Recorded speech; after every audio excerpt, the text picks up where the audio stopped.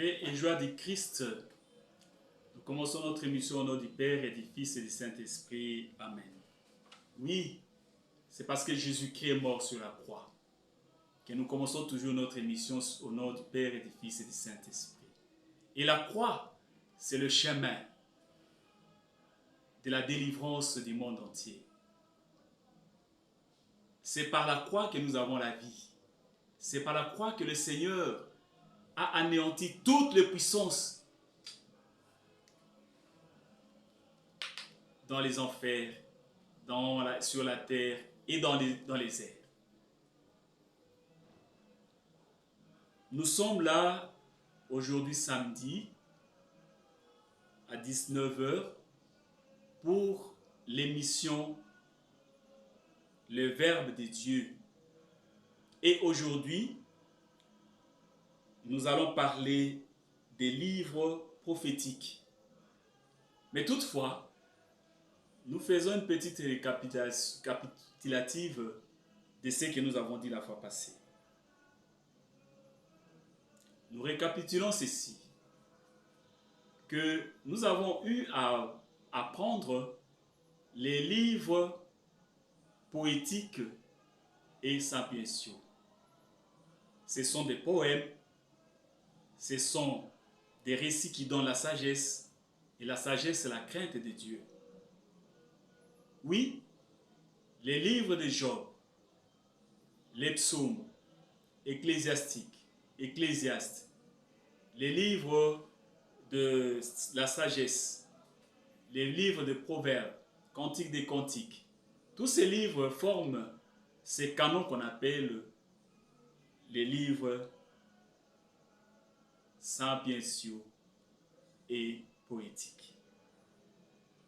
Aujourd'hui, nous attendons une autre leçon. Nous allons apprendre les livres prophétiques, comme je venais de le dire. Et le prophète est celui qui parle au nom de Dieu,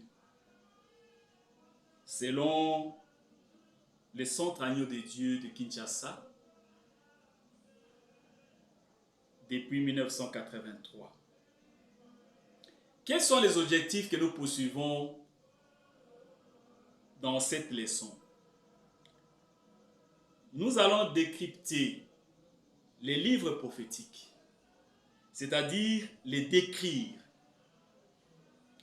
Nous allons distinguer les grands et les petits prophètes. Et nous allons expliquer chaque livre. Et enfin, nous allons méditer et apprendre par cœur certains passages de la parole de Dieu. Voici les 4 objectifs que nous poursuivons aujourd'hui. Et cette leçon comprendra une introduction, les grands prophètes, les petits prophètes, et apprendre par cœur quelques livres ou quelques textes bibliques. Dans les grands prophètes, nous avons les livres d'Isaïe, nous avons les livres de Jérémie et les Lamentations, nous avons les livres d'Ézéchiel, nous avons les livres de Daniel. Dans les petits prophètes, nous avons les livres d'Osée, les livres de Joël, les livres d'Amos, les livres d'Abias, les livres de Jonas, les livres de Michée, les livres de Naoum, les livres d'Abakouk et de Sophonie, les livres d'Agé et de Zacharie, et enfin, nous aurons les livres de Malachie.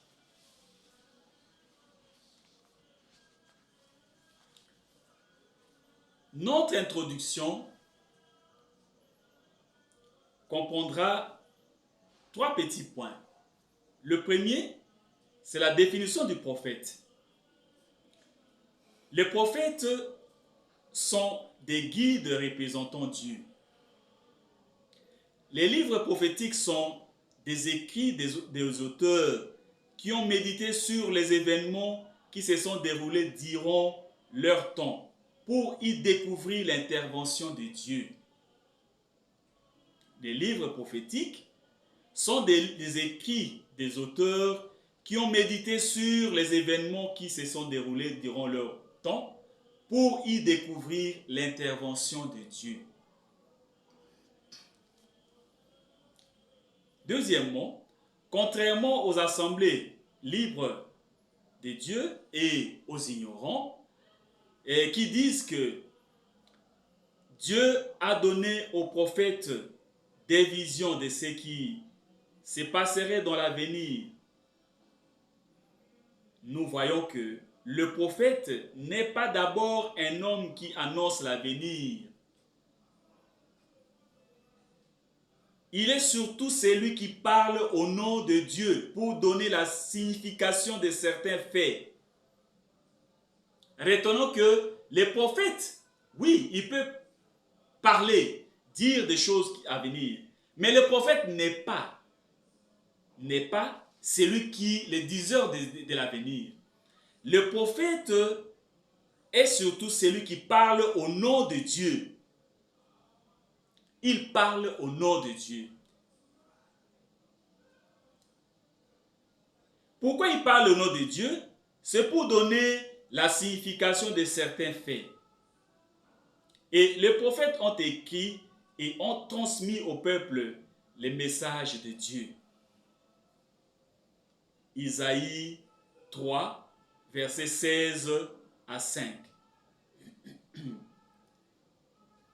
Isaïe 5, versets 8 à 24. Jérémie 7, versets 1 à 15. Jérémie 16, versets 1 à 13. Jérémie 20, versets 4 à 13.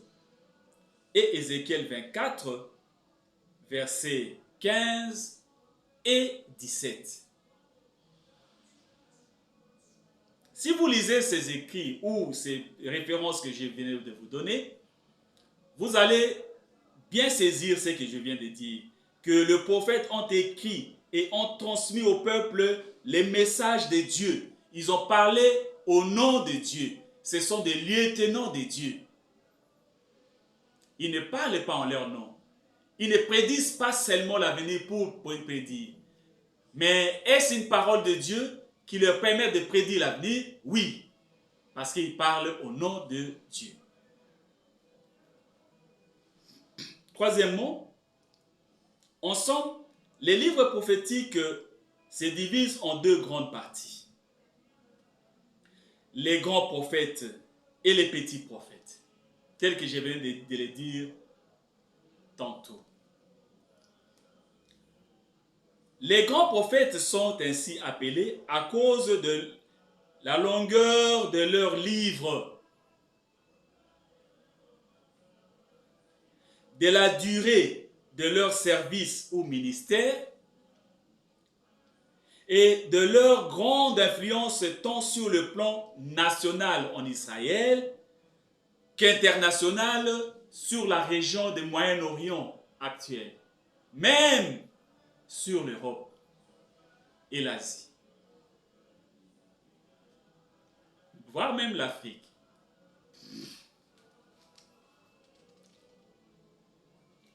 Les petits prophètes, en revanche, sont ainsi appelés à cause de la petitesse de leurs œuvres.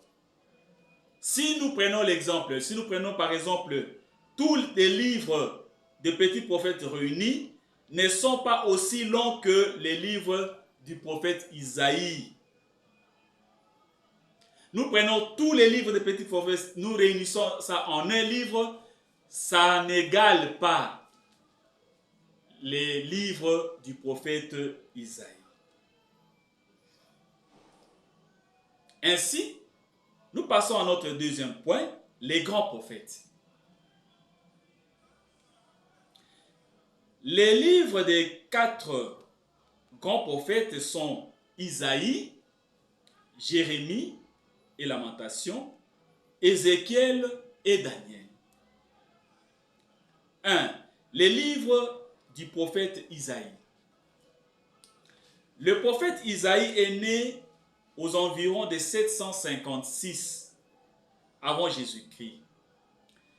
Il reçut dans les temples de Jérusalem sa vocation de prophète, la mission d'annoncer la ruine d'Israël et de Juda. Isaïe 6, versets 1 à 13. En punition des infidélités du peuple. En outre, 700 ans avant la venue de Jésus-Christ, Isaïe a prédit la naissance virginale. Isaïe a prédit sa naissance virginale. La naissance de qui? De Jésus-Christ. Sa mort expiatoire et sa résurrection. Si vous lisez Isaïe 7, verset 14, vous verrez ce que je viens de dire. Donc, Isaïe a prophétisé sur trois choses. D'abord,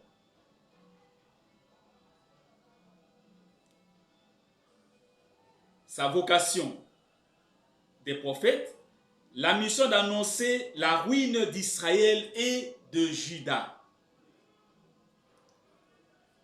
La ruine d'Israël et de Juda. Pourquoi? Parce que le peuple était infidèle. En outre, il a prédit,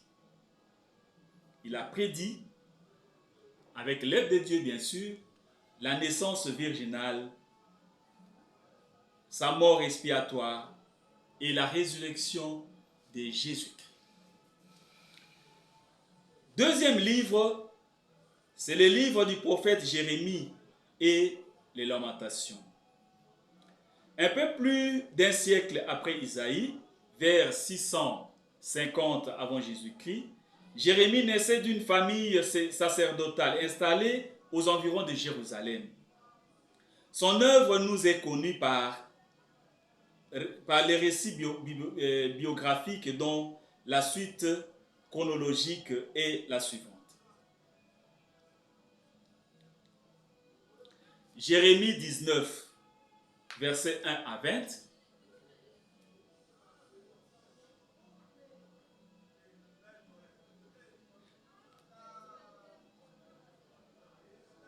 Nous avons Jérémie 34, 8 à 22. Ce qui nous semble aussi impossible et irréfutable est que Isaïe et Jérémie ont prédit sur la captivité à Babylone. Jérémie a écrit que les Hébreux retourneront dans les pays après 70 ans. Ça, vous trouverez dans Jérémie chapitre 25, verset 11, ou 2 Chroniques, chapitre 36, verset 22 à 23. Effectivement, les décrets de Cyrus parus 70 ans après la déportation des Hébreux à Babylone, comme Jérémie l'avait prédit, et confirme l'accomplissement de cette prophétie. Isaïe 44, verset 28. Jérémie vit l'accomplissement de nombreuses prophéties, dont la destruction de Jérusalem. Il en parle dans 5 poèmes tristes qu'on appelle aujourd'hui les Lamentations de Jérémie.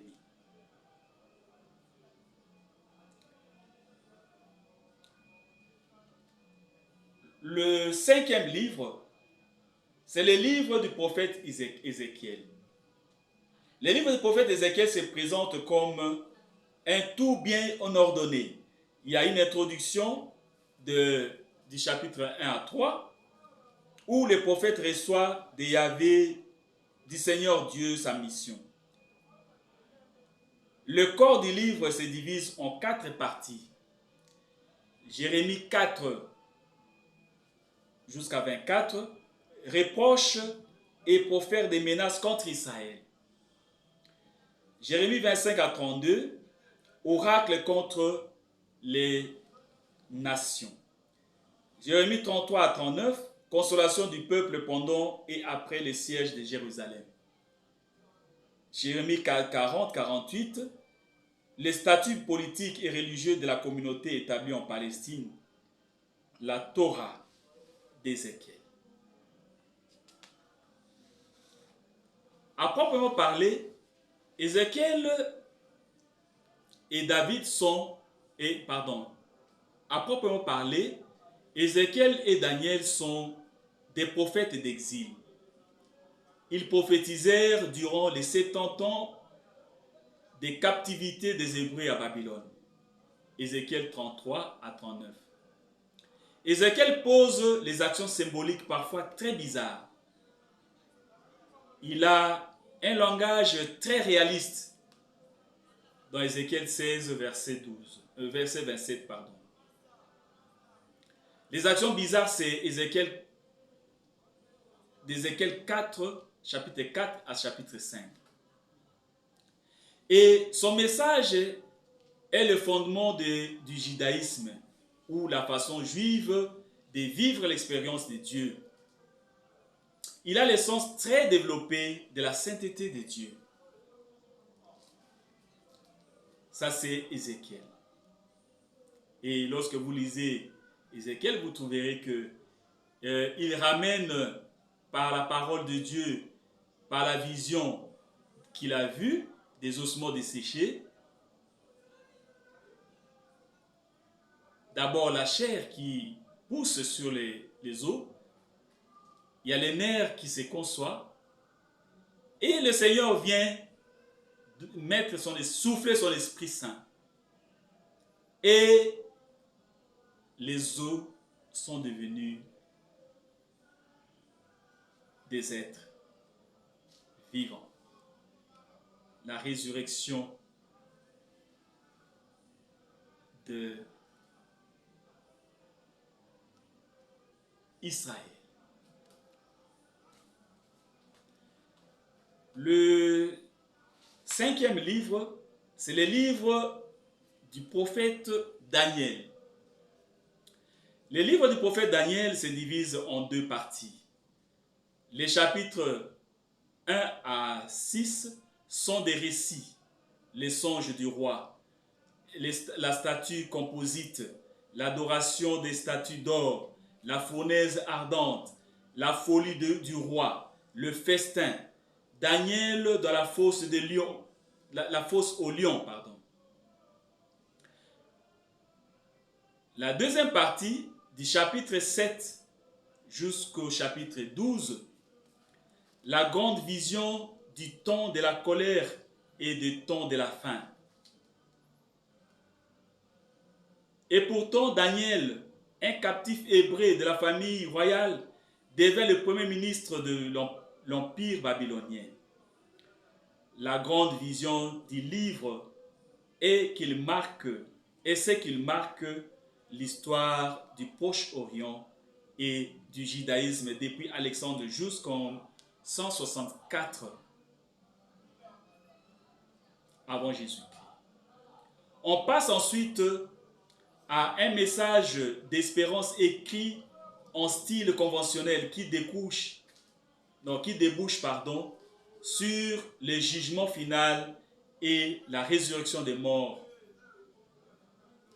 La précision de ces prédications sur la gloire et la décadence des empires est énorme.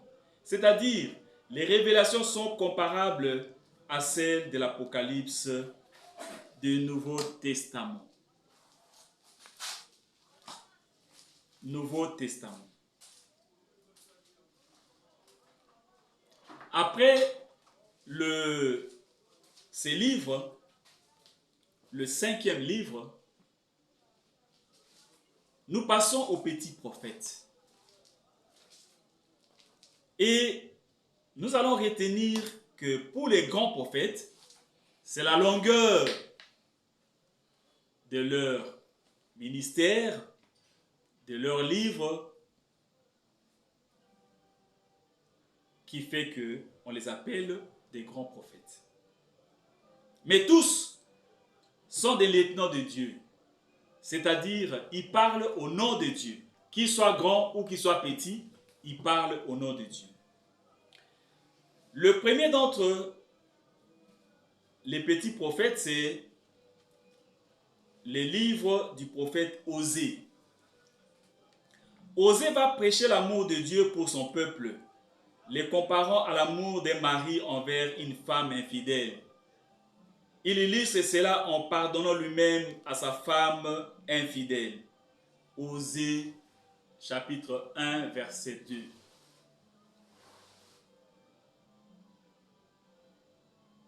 Le deuxième livre, c'est le livre de Joël. Joël a prophétisé l'effusion du Saint-Esprit qui est accomplie le jour de la Pentecôte. Acte 2, versets 2 à 4 et puis 17 à 20.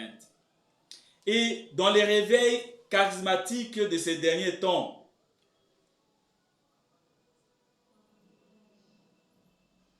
et à Jérusalem,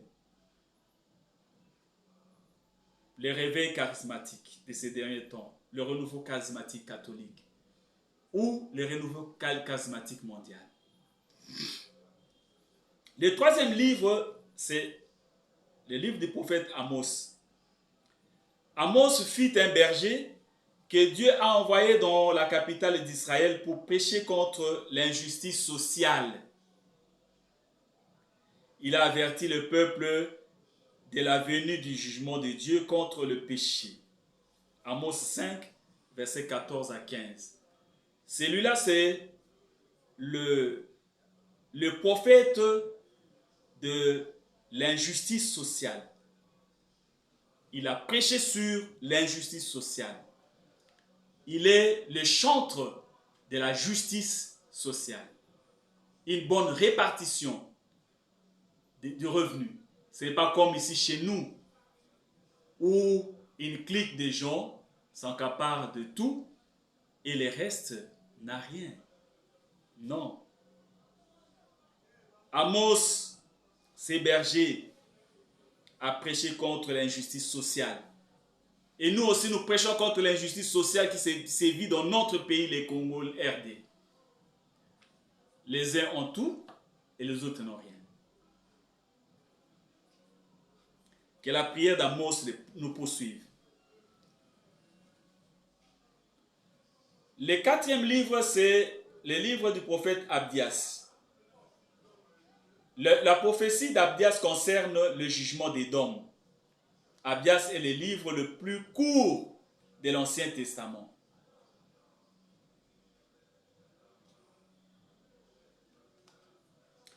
Cinquième livre, c'est le livre de Jonas. Je pense que c'est le prophète qui est connu, très connu d'ailleurs. Dieu a envoyé Jonas à Ninive comme missionnaire, comme nous avons des missionnaires aujourd'hui qui ont quitté chez eux pour chez nous. Mais Jonas a essayé de se soustraire de l'appel de Dieu en s'enfuyant. Il fut avalé par un gros poisson, puis repentant, fut délivré et obéit alors à Dieu. Et il est allé accomplir la mission que Dieu lui avait confiée. Jonas chapitre 1er, versets 2 à 3. Jonas chapitre 3, verset 10. Le sixième livre, c'est le livre de Michée, ou Michée en d'autres termes. Michée 5, verset 1, prédit l'endroit de la naissance. Il prédit l'endroit de la naissance de Jésus-Christ. Il dit, et toi, Bethléem, Ephrata, le moindre des clans de Juda, c'est de toi que naîtra celui qui doit régner sur Israël. Ceux qui ne savent pas, Bethléem signifie maison de pain.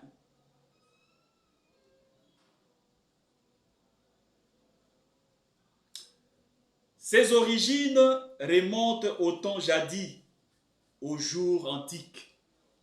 Les origines de qui? De celui qui va naître. Et celui qui va naître de la Vierge, c'est Jésus-Christ. Septième prophète, le prophète Naoum. À la prédication de Jonas à Ninive, les gens se sont repentis. Plus tard, lorsqu'ils retournèrent à leur méchanceté, Dieu envoya Naoum pour les avertir du jugement à venir et de la destruction de Ninive. Quand vous lisez Naoum, vous verrez la suite. Huitième prophète, dans les petits prophètes, les livres de Habakkuk et de Sophonie. Il y a deux livres là-bas. Et les deux, Habakkuk et Sophonie, annoncèrent la défaite et la captivité si le peuple ne se repentait pas. Le peuple d'Israël s'attacha à ses péchés et fut emmené en captivité à Babylone. Donc, Habakkuk et Sophonie, ils ont prédit ou ils ont annoncé la défaite et la captivité du peuple d'Israël. Dixième livre, les livres d'Agé et de Zacharie. Là aussi, il y a deux livres, dont nous avons dixième et onzième livre. Après le retour de Babylone, Dieu utilisera Agé et Zacharie pour encourager la construction du temple. Eux sont des prophètes qui ont encouragé le peuple à construire les temples de Jérusalem qui étaient détruits. Douzième et dernier prophète, Malachie, le dernier des prophètes de l'Ancien Testament, a vécu 400 ans avant Jésus-Christ. C'est lui qui a parlé de la dîme dans Malachie 3, verset 8 à 12.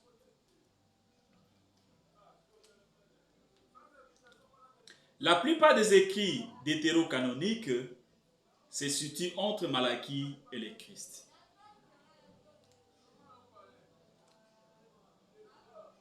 L'histoire de l'Ancien Testament prend fin ici. C'est ainsi que se terminent les dispensations de Dieu envers son peuple sous l'Ancienne Alliance, en attendant la venue de Jésus-Christ et de la Nouvelle Alliance. En résumé, nous disons ceci. Les petits prophètes, c'est par rapport à leurs écrits. Les petits prophètes, c'est par rapport à leurs écrits. Mais ils sont prophètes comme tout autre prophète. Les grands prophètes, je l'ai dit, c'est par rapport à la longueur de leur écrit et de la durée de leur ministère. Nous avons au total le prophète Isaïe, le prophète Jérémie, le prophète Ézéchiel, le prophète Daniel. Ces quatre-là ont écrit 5 livres. 1. Les livres d'Isaïe. 2. Les livres de Jérémie. Les lamentations de Jérémie. Les livres d'Ézéchiel et les livres de Daniel. 5 livres. En ce qui concerne la mission, ils avaient des missions distinctes que nous avions énumérées. Les livres d'Osée, les livres de Joël, d'Amos, d'Abdias, de Jonas, de Michée, de Naoum, d'Habakkuk et de Sophonie, d'Agé et de Zacharie et de Malachie sont des petits livres. Réunis ensemble, ça ne fait même pas les livres d'Isaïe. C'est pourquoi on les appelle des petits prophètes. Mais j'aimerais épingler une chose dans Malachie. Je sais que beaucoup de chrétiens, surtout catholiques, ne donnent pas la dîme ou ne donnent pas la dîme régulièrement. Tous. Ils vous diront, voilà, est-ce que, voilà, non. La dîme, c'est la 10e partie de nos avoirs, de tous nos avoirs. Partout où vous recevez quelque chose pour Dieu, c'est la dîme pour Dieu. Vous devez laisser une partie pour Dieu, la 10e partie de vos avoirs. Et Abraham l'a fait avec Melchisédek. Il revenait, il a donné la dîme de tout ce qu'il avait à Melchisédek. Et Melchisédek l'a béni. C'est pour confirmer que la dîme, c'est pour Dieu. C'est une part qui doit être réservée pour Dieu uniquement. Et les Israélites donnaient comme ça plusieurs types de dîmes. Nous avons la 10e partie de leurs avoirs. Ils donnaient, il reste 9 dixièmes. Dans ces 9 dixièmes, ils prélèvent encore une autre dîme. Et cette dîme qu'ils prélevaient dans les 9 dixièmes, ils ne les bouffaient pas chez eux, soit en numéraire, soit en biens, et ils allaient avec au temple pour fêter avec tout le monde devant Dieu. Et il y avait une 3e dîme qui était prélevée chaque 3 ans. Cette dîme, c'était pour les veuves, les orphelins et les étrangers. Ici, nous ne parlons pas des offrandes. Nous ne parlons pas des aumônes. Comme nous sommes dans les temps des carêmes, nous disons ceci. Nous devons nécessairement donner la part de Dieu qui est dans nos avoirs. Nous aurons à décider de donner les 100% de la dîme de Dieu. 100%. Ce qui appartient à Dieu, ne dites pas que je vais donner 30%. Je vais donner 50%. Non. Efforçons-nous à donner les 100% de la dîme de Dieu. Car lorsque nous donnons la dîme, le Seigneur nous bénit. Le Seigneur ouvre les écluses des cieux. Le Seigneur nous garde. Le Seigneur nous délivre. Le Seigneur prend soin de nous. Et il prend soin de notre famille, de nos vies. Car la dîme était destinée aux prêtres parce qu'ils n'avaient rien. Ils n'avaient pas de terre. Et c'était un moyen de renforcer l'économie. C'était un moyen économique pour que Israël se rapproche toujours de Dieu, se rappelle de Dieu et que Dieu les bénisse. L'amour de Dieu, c'est lui qui donne à la joie, la paix. Comme le dit Saint Paul, il y a de bonheur à donner qu'à recevoir. Vous ne pouvez pas être là seulement à recevoir. Mais rendez au Seigneur, c'est bien. Rendez au Seigneur sa dîme. Ne soyez pas comme les Israélites qui ont refusé de donner la dîme et que le Seigneur les a interpellés par Malachie. Non. Soyons justes. Donnons notre dîme et participons à la chose de Dieu, car nous ne sommes que des intendants. On dit, Saint Paul dit, Corinthiens, celui qui sème chichement récoltera aussi chichement. Celui qui sème largement récoltera aussi largement et il va sourire.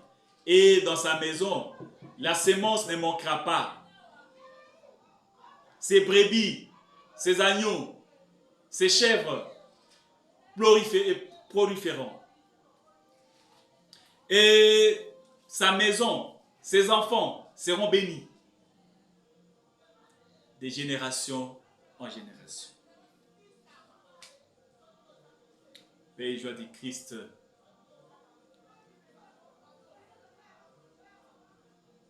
Pour terminer, nous passons au point 4 qui est apprendre par cœur quelques textes de la Bible. Nous allons apprendre par cœur quelques textes de la Bible. Quels sont les textes que nous allons apprendre? Prenez votre calepin, notez les textes que vous allez lire et apprendre par cœur. Nous avons Isaïe 44, verset 28. Nous avons Jérémie 25, verset 11. Nous avons Ézéchiel 33, verset 14. Nous avons Daniel 10, verset 13. Nous avons Daniel 6, verset 11. Nous avons Joël, chapitre 2, verset 12 à 13. Nous avons Joël 2, verset 29. Nous avons Joël 3, verset 1. Nous avons Michée ou Michée 5, verset 1. Nous avons Jérémie 48, verset 10. Nous avons Malachie 3, 10.